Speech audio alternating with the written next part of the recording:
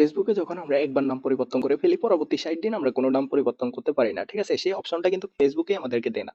তো এখানে আজকের যে ভিডিও, আমি এই ভিডিওতে আপনাদেরকে দেখাবো কিভাবে আপনারা অফিসিয়াল কোনো ডকুমেন্ট সাবমিট করে ৬০ দিনের আগেও বারবার নামটা পরিবর্তন করতে পারবেন। ঠিক আছে? ধরুন আমি এই নামটা এখন চেঞ্জ করে ফেললাম। ঠিক আছে? আমার এখানে কিন্তু নাম চেঞ্জের অপশন আছে। আমি আপনাদেরকে ভিডিওটা দেখানোর জন্য বা বোঝানোর জন্য বা শিখানোর জন্য মেক করতেছি। ঠিক আছে? তো এখানে ধরুন আমাদের ৬০ দিনের একটা অপশন দেখাচ্ছে। আমাদের কিন্তু এখানে নাম চেঞ্জ করার কোনো অপশন নেই। তো সেক্ষেত্রে হলো আমরা অফিসিয়াল কোনো ডকুমেন্ট সাবমিট করে নামটা তারপর চেঞ্জ করতে পারবো।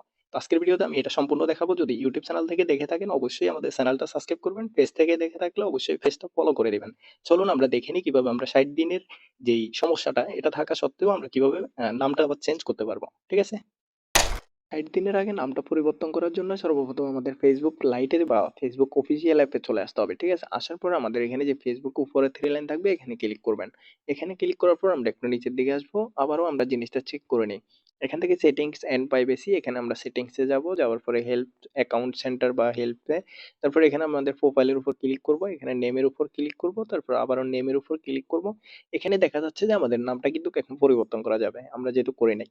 তো আপনাদের হয়তোবা যেহেতু ৬০ দিনের একটা অপশনের ভিডিও এটা, তো সেক্ষেত্রে হয়তোবা আপনাদের সেই অপশনটা নাই। ঠিক আছে? এখানে নেম চেঞ্জ করার কোনো অপশন নাই। এখন কি করতে হবে? আমাদেরকে আবারও ব্যাকে চলে যাইতে হবে। আমরা এখন এই যেই এখানে, ঠিক আছে? আমাদের এখানে আসবো। এখানে আসার পর আমরা এখান থেকে নিচের দিকে আসবো।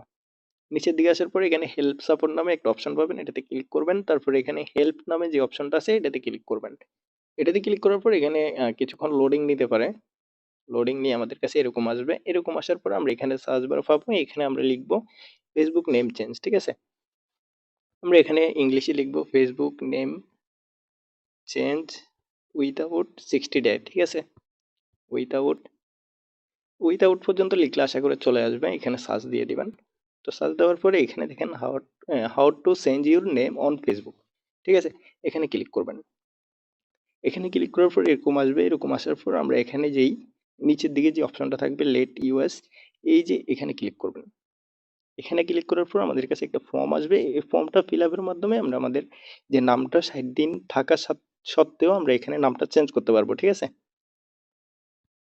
তো এখানে হলো আমাদের ফর্মটা ফিল আপ করতে হবে। ফর্ম ফিল আপ করার জন্য আমরা যে নামটা নতুন করে চেঞ্জ করতে চাইতেছি বা নতুন করে দিতে চাইতেছি সেই নামটা এখানে দিয়ে দিতে হবে। ঠিক আছে?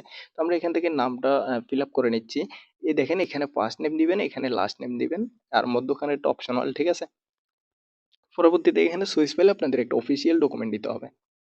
অফিসিয়াল ডকুমেন্ট মানে আপনাদের এনআইডি কার্ড বা ভোটার আইডি কার্ড বা যেকোনো কিছু যেটাতে আপনাদের ফেসবুকের সাথে জন্ম তারিখ মিল আছে এবং কি আপনারা এখানে যে নামটা দিতে চাইতেছেন নতুন করে সেটাও ওই কার্ডে থাকতে হবে। ঠিক আছে? মানে কার্ড ইনফরমেশনের সাথে মিল রেখে আপনাদের ফেসবুক ডেট অফ বার্থডে এবং কি এখানে যে নতুন নামটা দিতেছেন সেটা মিল থাকতে হবে।